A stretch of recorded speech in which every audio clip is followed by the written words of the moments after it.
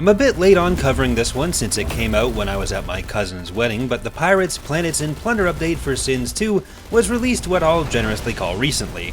While there's nothing quite as big as in the Titans and Super Weapons update, get it, big, there are a few changes which I think are worth highlighting.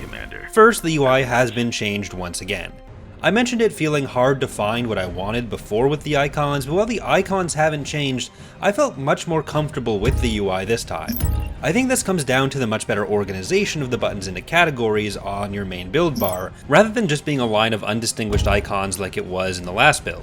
Screen space isn't exactly at a premium here, so I'm much happier with this setup.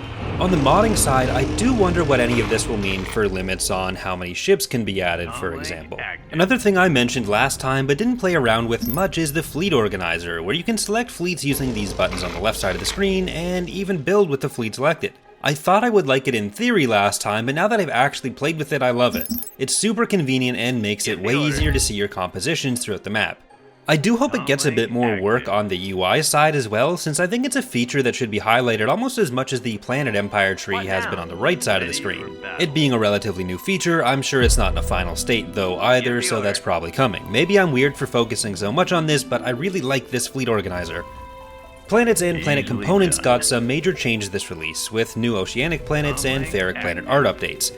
I don't really have too many opinions on specific planet components yet since I haven't engaged with them as much as some other areas, though most changes here were just specific components rather than major systems overhaul or a new system, but I do think it's worth saying that between some of these planet types which only came in with the Forbidden Worlds DLC in Sins 1, and the event queue currently used only for Pirate Rage, but which seems similar in intent to the Stellar Phenomena DLC random events, but with much broader capabilities, and the wider scope that minor factions already have in Sins 2, which were similarly just a DLC in Sins 1, there doesn't seem to be any ground covered in Sins 1 DLC being held back for just doing the same DLC again in Sins 2. I have no problem with Sins 2 getting DLC added in the future with new features.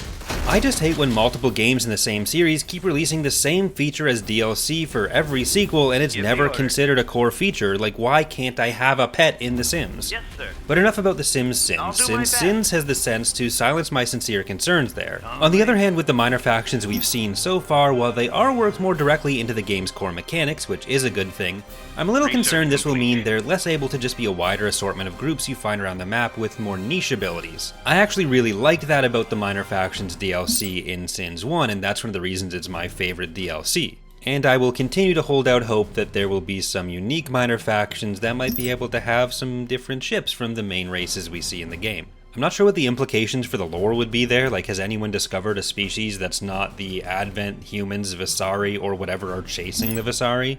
So if it has to be one of them, but like that's humans with a different set of ships, I'll take that as well.